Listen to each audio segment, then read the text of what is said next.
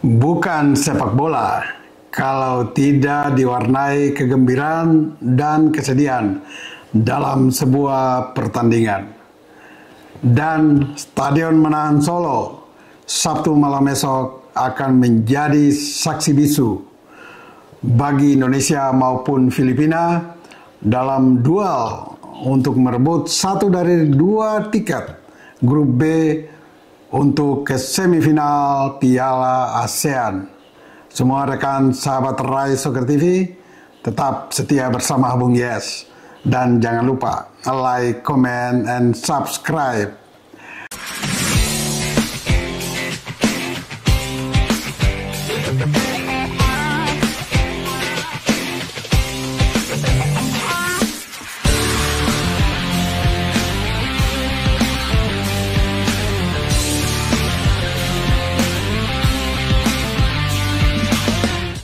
Kita semua pendukung setia tim nasional menunggu dengan perasaan berdebar-debar untuk menyaksikan nanti Indonesia menjamu Filipina dalam pertandingan keempat atau pertandingan terakhir bagi kedua tim. Dan pertandingan ini memang menentukan tidak saja Indonesia tapi juga Filipina karena dua tim masih sama berpeluang untuk bisa merebut satu tiket. Dan satu tiket lagi kemungkinan besar menjadi milik Vietnam karena saat bersamaan Vietnam menjamu Myanmar. Nah, ini pun kedua tim sama dengan posisi Indonesia dan Filipina, tetapi Vietnam lebih baik dalam posisi lebih baik untuk melaju ke semifinal karena dari masing-masing keempat tim yang sudah menyelesaikan 3 pertandingan, Vietnam sekarang berada di posisi teratas dengan poin 7 ya, dari 2 kemenangan dan 1 kali draw. 2 kemenangan diperoleh ketika Vietnam mengalahkan Laos 4-1 dan menundukkan Indonesia 1-0, dan 1 kali hasil draw dialami ketika mereka bermain away ke kandang Filipina dengan skor 1-1. Dengan posisi 3 pertandingan dan 7 poin, Vietnam memang sudah aman. Dia hanya butuh hasil imbang dengan Myanmar untuk menguatkan posisinya merebut tiket ke semifinal. Bahkan kalau draw saja juga lolos, event sampai kalah pun, kalau hanya dengan 1 digit, katakan kalah 0-1 dari Myanmar, Vietnam pun masih bisa lolos. Tetapi kalau kalah dengan perbedaan selisih 2 digit, 0-2, 1-3, maka kemungkinan besar Vietnam akan dilewati oleh Myanmar. Dan bisa juga 2 tim ini lolos kalau saat bersamaan Indonesia dengan Filipina bermain imbang. Karena Indonesia dan Filipina juga merebut poin yang sama 4. Sama dengan Myanmar, sama-sama 4 dari 3 pertandingan. Nah, bagaimana dengan Indonesia? Kalau Indonesia bermain draw, maka akan merebut nilai atau poin 5. Tentu Filipina tersingkir karena Filipina baru merebut 3 poin dari 3 kali bermain imbang dengan skor 1-1-1-1-1-1. Ya. Jadi 3 poin ini dengan selisih gol juga sama dengan Indonesia dan Myanmar 0. Hanya perbedaannya Indonesia dan Myanmar sama-sama mempunyai selisih gol 4-4. Filipina 3-3. Ya. Nah, jadi kalau Indonesia bermain imbang dengan Filipina, Indonesia akan merebut 5 poin ya dari hasil 4 pertandingan. Tetapi kalau saat bersamaan Myanmar mengalahkan Vietnam, maka otomatis Myanmar akan memperoleh poin 7 dan Indonesia 5 tentu tersingkir karena Vietnam juga memiliki poin yang sama 7. Tetapi kalau saat bersamaan Indonesia bermain draw imbang dengan Filipina dan Vietnam memukul Myanmar, maka Vietnam dan Indonesia lolos karena Vietnam akan meraih poin 10, Indonesia poin 5, Myanmar poin 4, Filipina poin 4.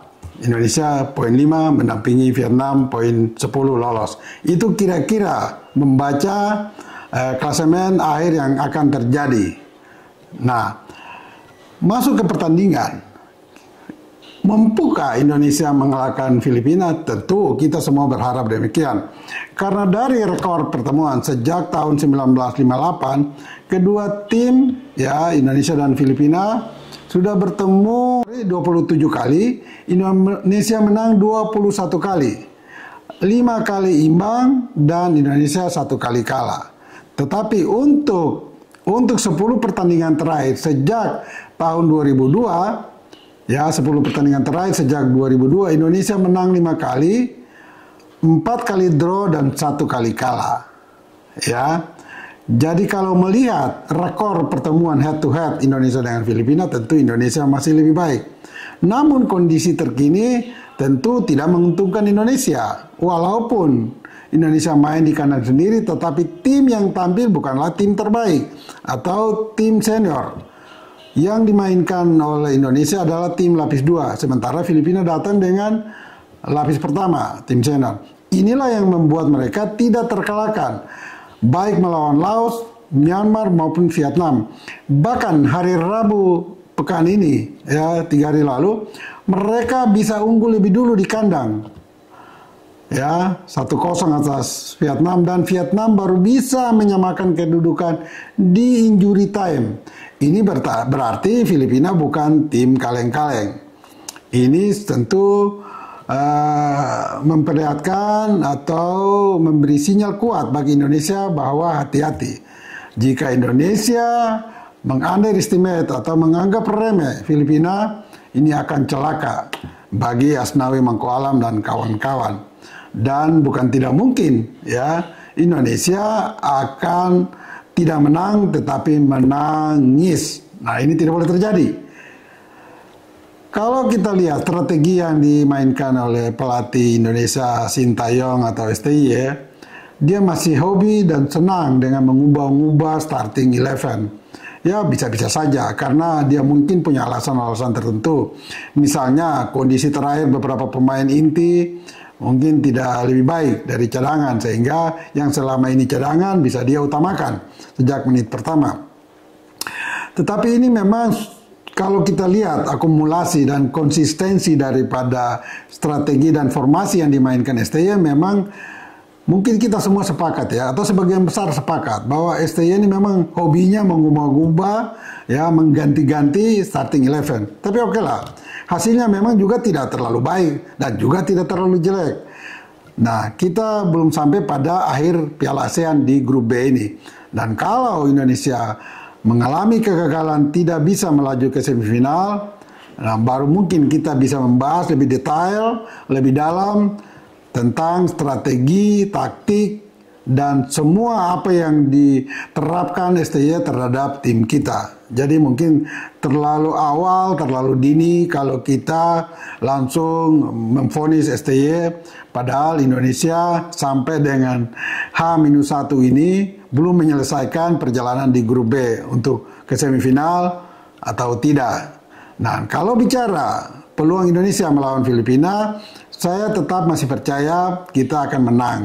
Hanya pemain melihat ya, merefleksikan diri ketika melawan Laos itu sudah menjadi peringatan keras bahwa walaupun bermain di kandang, kita masih bisa ditahan tim yang selama ini di kawasan ASEAN jauh di bawah kita, Laos, dengan skor 3-3. Ini tidak baik.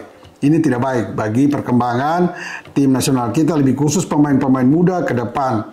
Karena Laos sebetulnya bukan kompetitor Indonesia di kawasan ASEAN. Ya, sehingga kalau kita kemarin bisa ditahan 3-3, juga Filipina bukan juga kompetitor yang kuat di kawasan ASEAN bagi kita. Sehingga saya dan mungkin sebagian besar dari kita berharap Indonesia jangan lagi ditahan imbang oleh Filipina. Bahkan jangan sampai kalah. Ini bahaya, karena bisa saja posisi STY akan digoyang. Ya bisa saja kalau sampai kalah dan tersingkir. Nah, ini yang harus disadari betul oleh STY maupun seluruh pemain.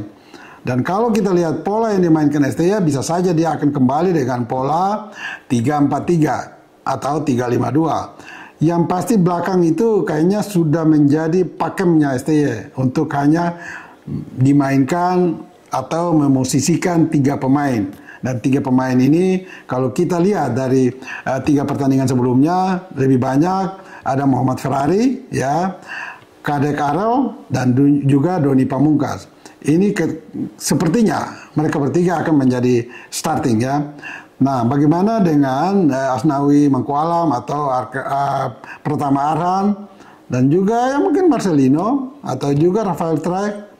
Nah, ini yang sulit untuk kita pastikan di antara mereka siapa yang akan diprioritaskan main sejak menit pertama. Tapi oke lah, secara keseluruhan semoga Asnawi Mangkualam atau Marcelino atau Rafael Struijk atau Muhammad Ferrari bisa membimbing rekan-rekan lainnya untuk bermain dengan penuh percaya diri, dengan determinasi yang tinggi, dan itu akan membuka peluang untuk kita meraih kemenangan. Tapi jangan lupa, serangan balik Filipina sangat berbahaya, dan lini belakang harus menjadi atau memiliki konsentrasi yang penuh selama 90 menit. Belajar dari 3 gol yang dilesatkan oleh Laos, maka lini belakang harus cepat mengoreksi diri dan kembali pada performa yang terbaik ketika melawan Filipina Sabtu malam nanti. Bagi semua rekan sahabat Rai Soccer TV, semoga Indonesia menang dan bukan menangis. Ingat, bola itu bulat. Giring terus!